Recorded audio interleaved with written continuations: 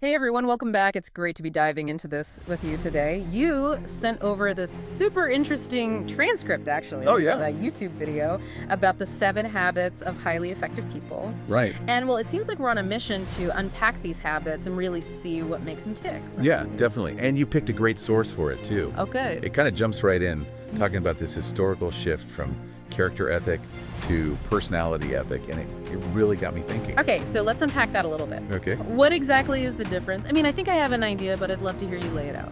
Yeah, so for like over a century, success was all about your character thinking, integrity, humility, service, those inner qualities, right? But more recently, it's become more about, outward appearances, skills, almost like a polished facade instead of the real deal. So it's less about being effective and more about appearing effective. Yeah, exactly.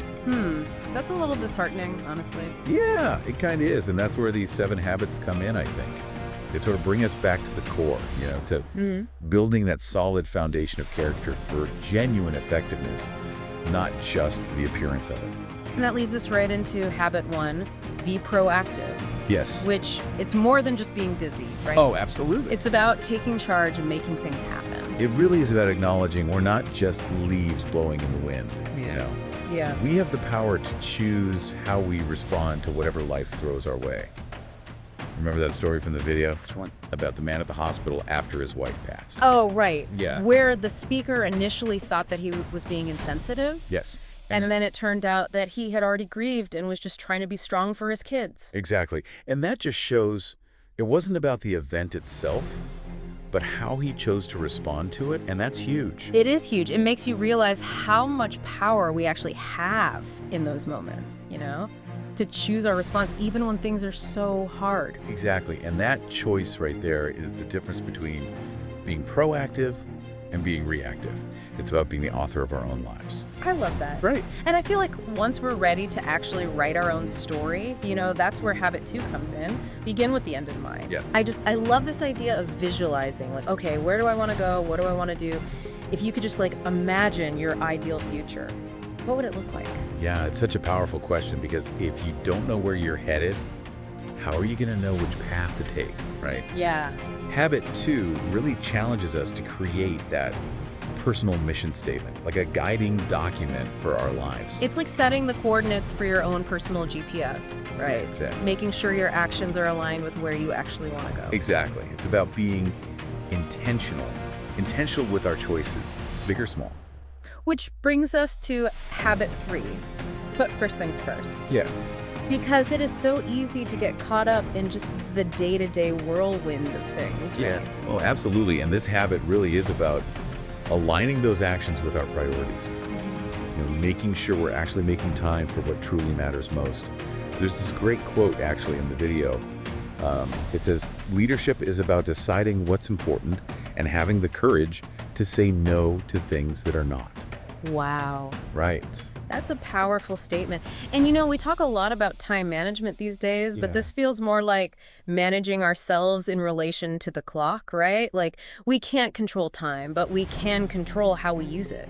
100%. You've hit the nail on the head because it's not just about getting things done. Right. It's about getting the right things done. And sometimes that means that having those difficult conversations and setting boundaries and really sticking to them. It makes you think, if these first 3 habits are about mastering our own inner world in a way, are we ready to start tackling the outside world? It's like we build that strong inner foundation with the first 3 habits. Yeah. And now we can actually start building bridges to other people. Yeah. That's where those public victories come in. Okay. And that's where habit 4 takes center stage. Think win-win. Okay, so we're done working on ourselves and now we're ready to win, Right. but together this time. Yes. So it's not about being competitive in our relationships. No, not at all. It's about shifting that mindset from that scarcity mindset of there's not enough to go around to there's plenty for everyone. It's about believing that collaboration, Okay. not competition, Yeah. is the key to success. Yeah. I can see how that would really change the dynamic of a relationship. Oh, yeah. Whether it's with a colleague, a family member, Right. or even in a negotiation. Right. Absolutely. It's about finding solutions where everyone benefits. Exactly. It's like moving from that scarcity mentality to an abundance mentality, you know? Yeah. Instead of seeing every interaction as like a zero-sum game, you're looking for ways to create value for everyone involved. Which makes me think about habit 5, seek first to understand, then to be understood. Yes. This one always feels so like crucial, but so easy to forget Oh, if so. when you're actually in the heat of the moment. Especially in the heat of the moment, because it's that habit that often requires the most like conscious effort from us, because we're naturally inclined to jump right in with our own thoughts and opinions first. Well, for sure. But habit 5 really encourages us to hit that pause button for a second and genuinely listen to the other person first and try to see the world through their eyes. You know, really try to understand where they're coming from. It's about putting our own agenda aside, Yeah. at least for a moment, and really trying to grasp, like, what are they thinking? How are they feeling? Yeah. And what's going on over there for them? Yeah, and it reminds me of that anecdote, I think it was in the YouTube video, Which one? about the real estate deal, Oh, right. where he was about to lose this huge deal because he was so focused on pushing his own agenda. And then he finally stopped and listened, really listened to the client, and ended up saving the deal. And it's so fascinating because he didn't just passively listen. He actively tried to understand the other person's needs and concerns. 100%. He asked clarifying questions. He reflected back what he heard. He really stepped into the other person's shoes. Yeah. And by doing that, he was able to find a solution that actually worked for everybody. Wow. It sounds like seeking to understand is almost like the bridge, you know? Oh, yeah. Between potential conflict and actually finding common ground. Exactly. And that bridge leads us right into habit 6, synergize. Okay. Because when people truly feel understood, that's when the magic really happens. It's that beautiful moment when 1 + 1 = 3, right? Yes, exactly. It's like the whole is greater than the sum of its parts. Yeah. And it's about recognizing that everyone brings their own like unique perspective Right. and experiences to the table.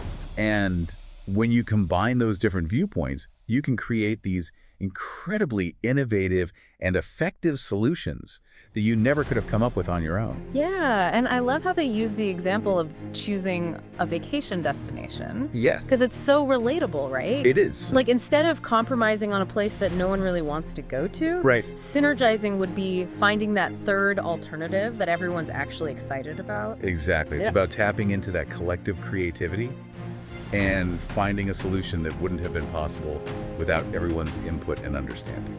So we've talked about shifting from a scarcity mindset to an abundance mindset, about seeking to understand before being understood, and then about the power of synergy. And these habits really seem to build on each other in a way, Yeah. to create a ripple effect in our relationships. You hit the nail on the head. They really do. They create this like virtuous cycle leading to deeper connections, more effective collaboration, Yeah. and ultimately greater success in all areas of our lives. But it makes you wonder, what happens when that saw that we've been using this whole time starts to get dull?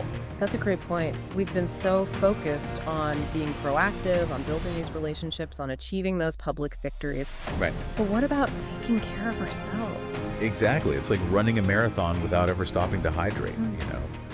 You might be able to keep going for a while, but eventually you're going to hit a wall. Which brings us to habit 7.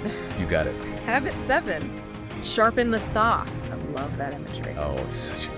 It's such a powerful metaphor for self-care and renewal. It really is. Like the idea that we need to take time to actually sharpen our own tools, Right. you know, our physical, mental, spiritual, and social selves in order to be effective in all areas of our lives, not just one. It's so easy to feel guilty about that, though. Right. Taking time for ourselves. Yeah, Like, it's- oh, is that selfish? Is that unproductive? Yeah, yeah. But this habit's saying, no, it's essential. It is. It is. Not just for our well-being, Right. but to be good at all the things we're trying to be good at.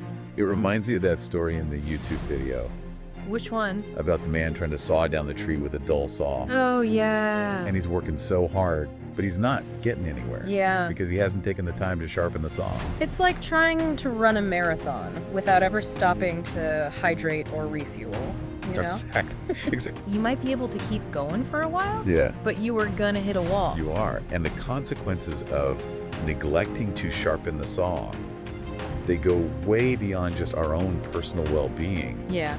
It can impact like our relationships, our work, Totally. our ability to actually contribute to the world around us. Yeah, when you put it that way, it makes self-care feel less like a luxury and more like a responsibility. Right. It's about showing up as our best selves for ourselves and for everyone around us. Yeah, and the beautiful thing is, Yeah. sharpening the saw doesn't have to be this big time-consuming thing, you Yeah. know? Yeah. It's about finding those small ways to invest in ourselves Yeah. consistently. You know, whether it's taking a walk in nature, reading a good book, spending time with our family, or even just taking a few minutes to like breathe deeply and quiet our minds for a minute. Just that little reset. Exactly. It's like making those small deposits into our own personal well-being accounts, you know? Yeah. So we actually have the energy and the resilience to face whatever challenges come our way. You got it. And when we do that, it creates a ripple effect It does. that extends outward, impacting all areas of our lives in a positive way. This has been incredible. It has. It's been great. Going through these 7 habits, Yeah. we've explored the importance of character, of vision, of prioritizing our time, building those win-win relationships, seeking to understand, synergizing, Right. and ultimately taking care of ourselves in the process. Yeah, it's a really powerful framework for personal and interpersonal effectiveness. You know? And what I find so inspiring is that these habits aren't just like concepts to be understood. Right. They're principles to be lived. Yes. They're choices that we can make every single day Yeah. to create that more fulfilling and impactful life. You know? And this source material really emphasized that Oh, yeah? it's not enough to just know these habits. We Right. have to actually put them into practice. Like, we have to use them. Exactly. And the more we practice these habits, the more natural they become. Until they're not even habits anymore. They're just who we are, you know? And it makes you think about the potential there. Right. If more and more people started embracing these habits, like, imagine the positive impact it could have on families, workplaces, even entire communities. Now, that's a thought to leave you with. Right. If these 7 habits can transform individuals, just imagine what they could do for the world. It's amazing. Right. Well, thank you so much for taking this deep dive with us, everyone. Yeah, thanks for listening. We'll see you next time when we uncover even more insights from, well, the world of information out there. See you next time.